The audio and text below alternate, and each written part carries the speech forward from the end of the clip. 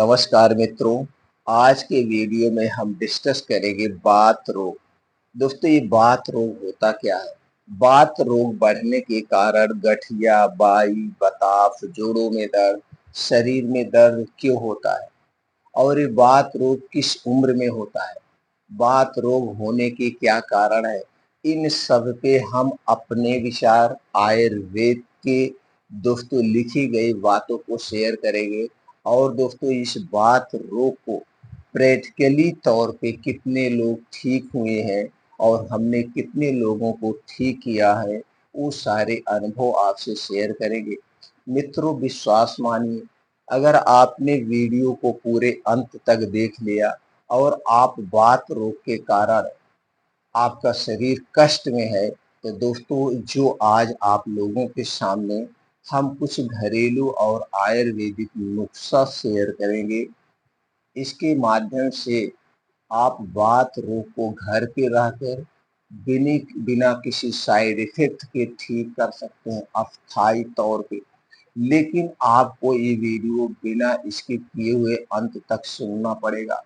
अगर आप वीडियो भगा-भगा के सुनते हैं, तो दोस्तों कहीं कोई बात मिस हो जाएगी और आप सही से उसका पालन नहीं कर पाएँगे, जिससे आपको आराम नहीं मिलेगा।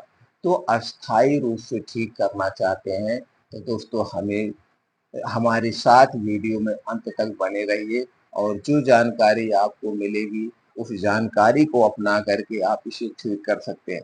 तो मित्रों, सबसे पहले जो हमारा आयुर्वेद कहता है, पहले बीमारी के कारण को जानो, कारण को जानने के बाद उस कारण को हटा दो। बीमारी 50% अपने आप ठीक हो जाएगी। अब जो 50% बीमारी बची है, वो 50% कुछ घरेलू और आयुर्वेदिक उपचार के माध्यम से आप ठीक कर सकते हैं। जैसे कि मित्रों, आप लोग जानते ही हैं, ये जो आयुर्वेदिक दवाएँ इनका नुकसान नहीं होता है, कोई नुकसान नहीं करती है। जिस बीमारी के लिए आप खा रहे हैं, वो बीमारी तो ठीक हो ही जाती है। उसके साथ-साथ दूसरी बीमारी को भी ठीक करती है आयुर्वेदिक दवा। लेकिन जो ये एलोपैथी दवा है, जिस बीमारी के लिए आप खा रहे हैं, वो बीमारी तो ठीक सही से होती नहीं, ऊपर से दोस्तों दूसरी बीमारी को भी जन्म दे देती है। इतने साइड इफ़ेक्ट होते हैं। इसलिए सभी मित्रों से यही हमारा निवेदन होता है कि दोस्तों, आने वाले समय में आप आयुर्वेद अपना लीजिए, अगर आप और अपने परिवार को स्वस्थ रखना चाहते हैं। तो चलिए प्रकाश डालते हैं सबसे पहले बात रोग होने के कारण। इसके लिए दोस्तों आपको अपने शरीर की बनावट के बारे में जानना पड़ेगा। दोस्तों, हमारा शरीर 5 तत्वों से बना हुआ है और हमारे शरीर में 3 दोष पाए जाते हैं, वात दोष, पित्त दोष और कफ दोष। जब हमारे शरीर का वात दोष बढ़ता है, तो दोस्तों हमारे शरीर में 50 से 60% बीमारियां होती हैं। और वात दोष का हमारे शरीर में एक स्थान है, वह स्थान है नाभि के नीचे, पूरे पैर तक नाभि के नीचे एक वात रोग का स्थान होता है। और वात रोग दोस्तों कब पाया जाता है? एक उम्र भी निर्धारित है। जब हम वृद्धावस्था में प्रवेश करते हैं, यानी 60 साल के प्लस, उस समय हमारे शरीर में वात रोग सबसे ज़्यादा पाया जाता है। इस समय हमें बहुत केयर करने की ज़रूरत है। लेकिन दोस्तों, आज के समय में हम देख रहे हैं, गलत लाइफ़स्टाइल की वज़ह से, गलत दिनचर्या की वज़ह से और जो आज का एनवायरनमेंट है यानी वातावरण है, इसके कारण कभी भी कोई बीमारी हो जाती है। जैसे पहले कहा जाता था, शुगर 40 साल के बाद होती थी, लेकिन आज इसका कोई समय नहीं है। ब्लड प्रेशर 40 साल के बाद होता था, लेकिन आज ब्लड प्रेशर छोटे-छोटे बच्चों को अपने अपने गिरफ्त में ले रहा है। कैंसर दोस्तों ये होता था अमीरों को होता था, बड़े लोगों को होता था और दोस्तों ये 60 साल के बाद होता था। लेकिन आज कोई ऐसी बीमारी नहीं है जिसकी उम्र यानी एज लिमिट हो, कभी भी किसी को अपनी चपेट में ले लेता है। इसीलिए दोस्तों हमेशा हमें सावधान रहना पड़ेगा अपने स्वास्थ्य के प्रति। तो आपने देखा बात रोग का क्या कारण है। अब कारण पे प्रकाश डाल लेते हैं, बात रोग क्यों बढ़ता है। दोस्तों, जब हमारे शरीर का तीनों दोष बिगड़ता है, एक दोष नहीं तीनों दोष डिस्टर्ब होता है, तो तीनों दोष में से हर एक दोष को प्रभावित करता है। जैसे हमने कहा, हमारे शरीर में वात दोष पाया जाता है, पित्त और कफ दोष। वात दोष अगर डिस्टर्ब हो गया 50 से 60%, पित्त दोष डिस्टर्ब हो गया तो 15 से 20%, और जब शरीर में कफ दोष डिस्टर्ब हो गया तो 5 से 10% बीमारी होती है। यानी 100% हमारा जो शरीर बीमार होता है ये 3 दोष के बढ़ने के कारण है। तो हमें यहाँ पे ये जानने की जरूरत है ये 3 दोष को बढ़ाने वाली कौन सी चीजें हैं, उन्हें खाना आप बंद कर दीजिए। उन्हें खाना आप बंद कर दीजिए। देखिए दोस्तों, आपका शरीर अपने आप वात दोष मुक्त हो जाएगा। और वात पित्त दोष सबके शरीर में पाया जाता है। ये दोस्तों सीजन के हिसाब से यानी कि नेचर के हिसाब से घटता बढ़ता रहता है। अब इसी में हमें सिर्फ इतना मैनेज करने की जरूरत हो कि जो इन 3 दोष को बढ़ाते उन्हें मत खाइए। आप मत खाइए, 3 दोष बढ़ेगा ही नहीं।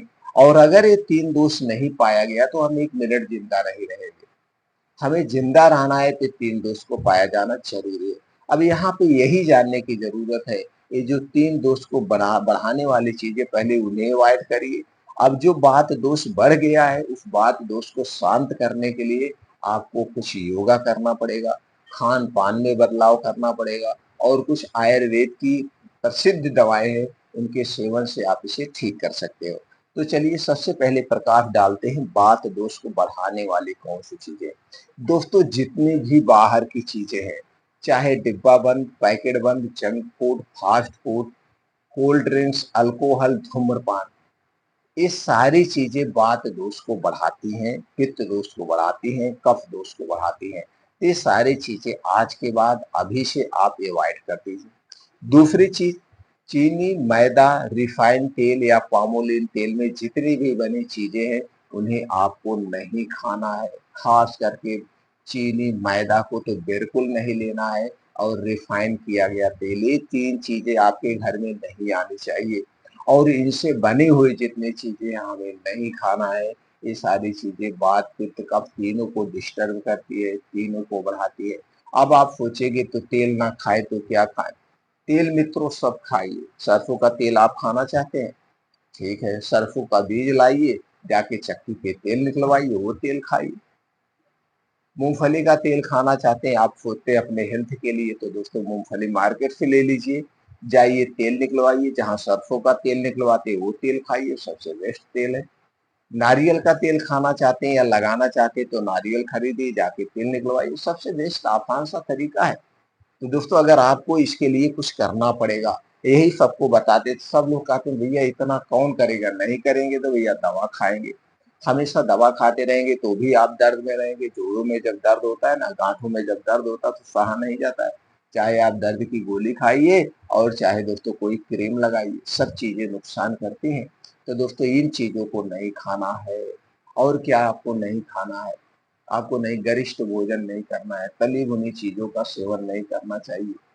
ये सारी चीजें आपको अवॉइड करना पड़ेगा, और अपने डेली रूटीन में कुछ बदलाव करना पड़ेगा। अब इन सारी चीजों को जब आप खाते हैं तो जो ये वेस्ट पदार्थ है, मान लीजिए आप ब्रेड टोस्ट ले रहे हैं, तो ब्रेड टोस्ट किससे बना हुआ है? ब्रेड टोस्ट मैदे से बना हुआ है। इसमें कुछ मात्रा में चीनी होती है, कुछ मात्रा में नमक होता है, और इसे एक प्रोसीजर से गुजरना पड़ता है। अब चीनी भी वेस्ट पदार्थ है, मैदा भी हमारे लिए वेस्ट है। तो दोस्तों ये वेस्ट पदार्थ कहाँ जाता है? आपके पेट में जाता है, और पेट में जाता है तो जो इसमें वेस्ट पदार्थ उसे आपकी आंतें सोख लेती है, और धीरे धीरे आंतों में कचड़े जमा हो जाते हैं, आपकी आंतें दूषित हो जाती है। फिर आंतों में एक मोटी लेयर हो जाती है। जब मोटी लेयर हो जाती है तो दोस्तों फिर आपको कब्ज होता है। अगर कब्ज पुरानी हो गई तो लैट्रिन टाइट होगी। लैट्रिन टाइट होने के कारण बवासीर भकंदर भी हो जाते हैं जो आगे चल के, और आज बवासीर भकंदर से भी 50 से 60% लोग परेशान हैं। कब्ज से तो लगभग लगभग दोस्तों 80 से 90% लोग परेशान हैं। एसिडिटी से 80 से 90%। ये सारे वेस्ट चीजें आपके पेट में जाती है, तो इसलिए दोस्तों आपको ध्यान देना होगा, ये बाहर की चीजें नहीं लेना है। दूसरा काम क्या आपको करना है दोस्तों, खाने में थोड़ा सा बदलाव करना पड़ेगा। खाने में क्या बदलाव करना है? रात का खाना सूर्य डूबने के 1 घंटे पहले लेना है। जैसे मान लीजिए गर्मी में सूर्यास्त कितना बजे होता है? 7 बजे। 6 बजे आपको खाना खा लेना है किसी भी कीमत पर। और 6 बजे जो ये खाना खाएंगे, 1 से 2 रोटी और 1 से 2 कटोरी सब्जी, इससे ज्यादा कुछ नहीं लेना है। आप 6 बजे जब खाना खा लेंगे दोस्तों, अगले दिन कितने बजे खाएंगे? अगले दिन आप 10 से 11 बजे खाएंगे और यहाँ पे 16 घंटे का उपवास होता है। और जब हमारा शरीर उपवास में होता है तो जो हमारे पेट में आंतों में कचड़े जमा हुए हैं उसकी साफ सफाई का काम होता है। साफ सफाई का काम होता है। तो 16 घंटे का उपवास, और 16 घंटे के उपवास का और क्या फायदा मिलता है दोस्तों? जब 16 घंटे के उपवास में हमारा शरीर होता है, इस कंडीशन में हमारे शरीर का टेम्परेचर 2 से 3 डिग्री सेल्सियस कम हो जाता है। 2 से 3 डिग्री सेल्सियस कम होता है, जिसके कारण से हमारा शरीर अपनी बीमारी को खुद ठीक करता है। तो ठीक अगर आपको होना है तो बाहर की कोई चीज नहीं, रात का खाना सूर्य डूबने के 1 घंटे पहले खाना है। और शरीर की एक्टिविटी बढ़ाने के लिए, मांसपेशियों को मजबूत बनाने के लिए आप डेली रूटीन में कम से कम 5 से 6 किलोमीटर का मॉर्निंग वॉक, वो भी तेज गति से, योगा, प्राणायाम, मॉर्निंग वॉक जरूर करिए। और दोस्तों जहाँ मॉर्निंग वॉक करना, जहाँ मिट्टी हो, हरी घास हो, उसके नंगे पाँव मॉर्निंग वॉक करने के अलग ही बेनिफिट्स है। अगर आप इतना कर रहे हैं तो दोस्तों 50% आप अपनी बीमारी से मुक्त हो जाएंगे। और अगर आपको बात रोग नहीं है, जोड़ों में, शरीर में दर्द नहीं है, तो ऐसे भी नहीं होगा। एक तो हो गया। दूसरा बताया था पोषक तत्व की कमी। तो दोस्तों अपने डाइट में पोषक तत्वों से युक्त चीजों का सेवन करना चाहिए। जैसे क्या खाएं क्या ना खाएं। तो दोस्तों इसके लिए आप अपने खाने में सब्जी और फल 3 भाग रखिए। जैसे 4 भाग में 3 भाग सब्जी और फल होगा, 1 भाग अनाज होना चाहिए। अनाज में वो भी मोटे अनाज का प्रयोग करिए। मोटे अनाज, मिक्स अनाज का प्रयोग करिए। इससे हमें ऊर्जा भी मिलती है और वात, पित्त, कफ से भी दोस्तों छुटकारा मिलता है। और सब्जियों में हरी सब्जियां, फलों में दोस्तों मौसम के हिसाब से जो फल पाए जाते हैं, 1 से 2 फल हमें लेना चाहिए और डेली रूटीन में सब्जी ज़्यादा से ज़्यादा खाना चाहिए। ये हमारा खाना होना चाहिए। और दोस्तों कुछ बीन्स होते हैं, जैसे हमने वीडियो में बताया है, कुछ बीन्स है उन्हें रात को भिगो दीजिए, अंकुरित करके खाइए। डेयरी प्रोडक्ट में दूध, दही, मट्ठा खाइए, लेकिन ये सारी चीज़ें आपके घर की होनी चाहिए। पैकेट का, कंपनी का दूध, दही, मट्ठा खाने से कोई मतलब नहीं है, मत खाइए, वो ठीक है। उसके बाद क्या करना है दोस्तों, कुछ ड्राई फ्रूट्स होते हैं, उन्हें रात को भिगो के सुबह आप खा सकते हैं। तो ये सारी चीजें अपने खाने में आप शामिल करिए, जिससे शरीर में किसी पोषक तत्व की कमी ना हो।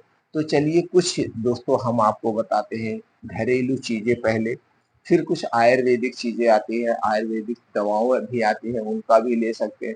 लेकिन आयुर्वेदिक दवाओं को आप तभी ले सकते हैं जब किसी आयुर्वेद डॉक्टर के पास जाएंगे, उनके निगरानी में।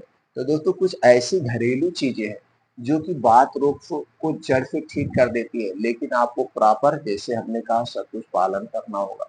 तो उसमें क्या है, सबसे पहले आपको लेना है दोस्तों मेथी दाना।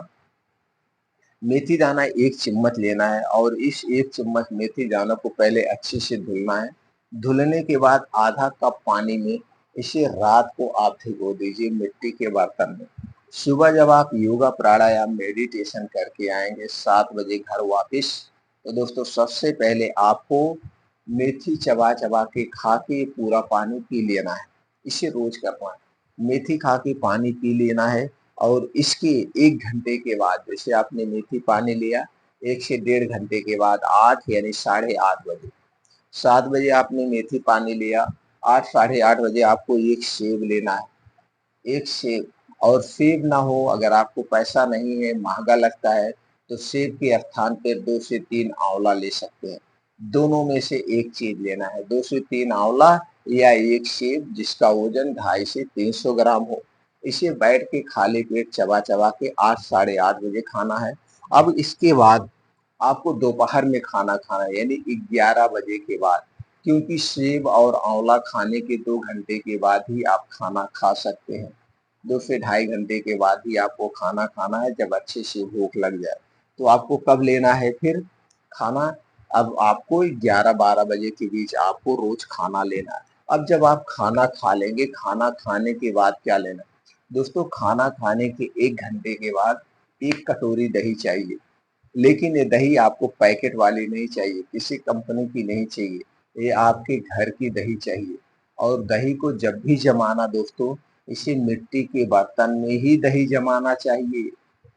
अब दही जब जम जाएगी, दही को खाना जब, तो मिट्टी के बर्तन या कांच के बर्तन में दही खाना चाहिए। अब आपको लेना है 1 कटोरी दही और इसी में मिलाना है दोस्तों चूना। यही चूना जो पान में खाया जाता है। 1 ग्राम चूना लेना है। 1 ग्राम का मतलब 1 गेहूं के बराबर। 1 गेहूं के बराबर चूना लेकर के इस दही में मिलाना है और इसी दही को दोपहर में खाना खाने के 1 घंटे के बाद दही खाना है। और दही खाने के 1.5 से 2 घंटे तक कुछ भी आपको नहीं खाना पीना है। 1.5 से 2 घंटे बाद तक कुछ नहीं आपको खाना पीना है। दोस्तों, एक फार्मूला रोज करना है। अब इसे कितना दिन तक करना है? लगातार 3 महीने तक करना है। और मेथी पानी जो हमने बताया इसे भी लगातार 3 महीने तक करना है। आराम तो आपको मिल जाएगा 15-20 दिन में, लेकिन दोस्तों अस्थायी रूप से आराम आपको 3 महीने के लिए फॉलो करना होगा।